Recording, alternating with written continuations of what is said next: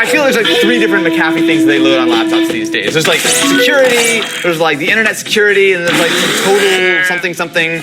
You don't need any of that. Just hit on install with the SSD.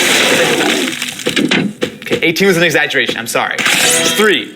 Open up the Ideas pad, you're actually going to find a few interesting things. Just if you're a nerd like me. First of all, we have a processor. This guy is rocking the Core i5-8250U, as well as the new 8th gen Intel chips. That means that we're going to be getting a full quad-core design, which is really nice in a $450 laptop. There's a lot of interesting stuff inside here, though. First of all, it seems like there's almost definitely some version of this, maybe not this laptop, at least this board, that does take advantage of an MX450 graphics card. That looks to be a phenomenal price tag CPU, as well as where the GDDR5 would go.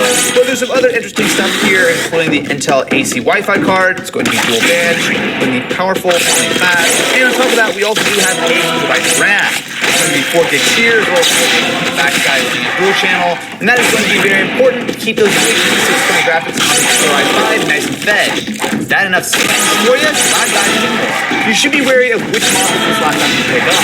Most are going to be rocking a 1TB hard drive. Some do take advantage of the instant propagation from Optane support. So what we've got here is instead a 128GB 2.5-inch SATA drive. I say that because, of course, that's going to give you the best performance out of the box. This one performs pretty reasonable, but if you ever want to upgrade this guy, as opposed to just throwing in an extra hard drive, you're pretty much limited to adding a second SSD in it. Last but certainly not least, on Austin's tour of the inside of a laptop, we have the 30-watt-hour battery. Now that looks like a pretty large cell. Over 30 watt-hours is not a lot for a laptop. Part of that is because this is actually as big as it really is. 30 watt-hours is going to be enough to get somewhere between 5 to 6 hours of use. There's not going to be a lot. It is a very easy way to tell the Lenovo replacement. Put all this together, and what you got is a pretty decent little laptop. But of course, the real question is, can it play Fortnite?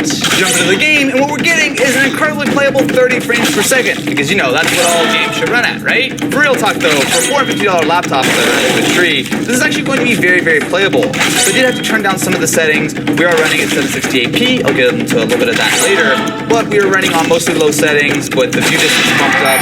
We've got motion blur on, and importantly, we have not only VSync on, but also these 30 frames per second cap. So this can run a little bit higher than 30. If you uncap it, we're running around like 40, but it gets a little bit erratic, and when we turn on VSync, it actually smooths out the action.